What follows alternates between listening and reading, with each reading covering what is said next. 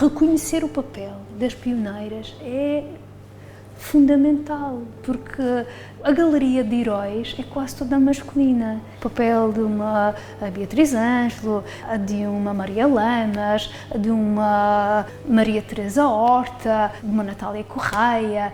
É muito importante nós reconhecermos o papel dessas mulheres. Mas se nós nos fixamos só nessas mulheres, temos dois problemas. Estamos sempre a falar das mesmas mulheres. Segundo, essas mulheres não representam bem as mulheres do seu tempo. Elas vão à frente do seu tempo.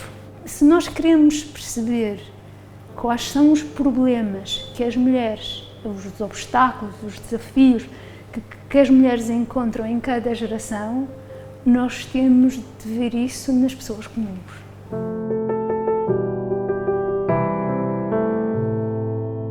O livro tem dois momentos-chave.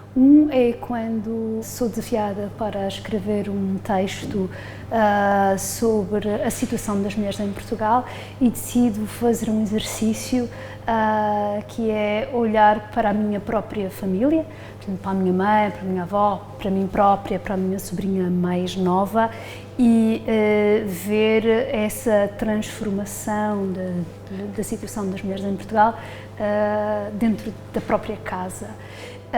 E a partir daí tive um feedback bastante considerável e fiquei com vontade de repetir uma viagem que a Maria Lamas fez entre 1948 e 1950, que é assim a primeira grande reportagem sobre a situação das mulheres em Portugal. Ela percorre o país, vem desde o Minho até à Madeira, num trabalho extraordinário de desocultação da participação das mulheres no mercado de trabalho. Mas, entretanto, fui enviada pelo Jornal Público para a Madeira passar uma temporada para fazer uma série de reportagens a propósito dos 600 anos do arquipélago.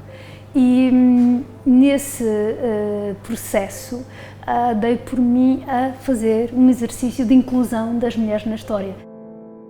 O livro conta a transformação do país a partir da história de mulheres comuns, de alguma forma ancoradas na Madeira, num território ultraperiférico.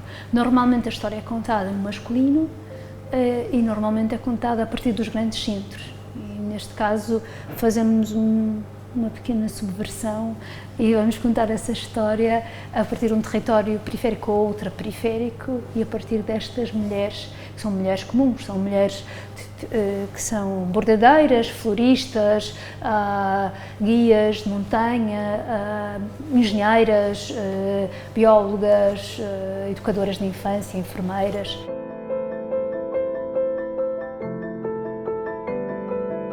Muitas vezes quando falamos da nossa história, porque as mulheres antes ficavam em casa e os maridos aqui iam, e os filhos iam trabalhar para o exterior. Isso é um período muito curto e é uma ideia muito falsa, porque se nós pensarmos no que foi a industrialização, por exemplo, na Madeira nós temos a indústria do bordado.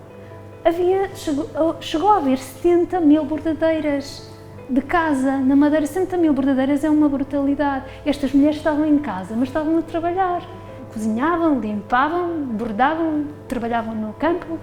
E se nós olharmos para Covilhã, eram os lanifícios. Se olharmos para Penafiel, para o Val do Ave, temos a indústria têxtil, a indústria do calçado.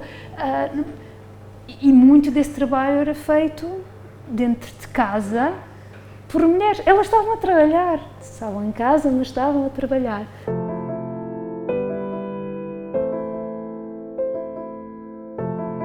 Há uma construção da igualdade que se tem vindo a fazer ao longo destes 48 anos, mas temos de reconhecer que Abril abriu essa possibilidade. Agora, como é que se faz esta transformação? Não é só do ponto de vista das leis, também é e muito do ponto de vista das mentalidades. E essa alteração das mentalidades passa por reconhecermos esse trabalho reprodutivo e não pago que ainda cai muito nas costas das mulheres, que faz com que elas ainda andem a correr de um lado para o outro e felizmente há cada vez mais homens que percebem que este trabalho é um trabalho que deve ser partilhado, mas ainda há muitos homens que não perceberam isso. E isso é uma limitação, quer para as mulheres, que ficam mais sobrecarregadas, quer para os homens que também não beneficiam desse lado afetivo tão profundo com os filhos.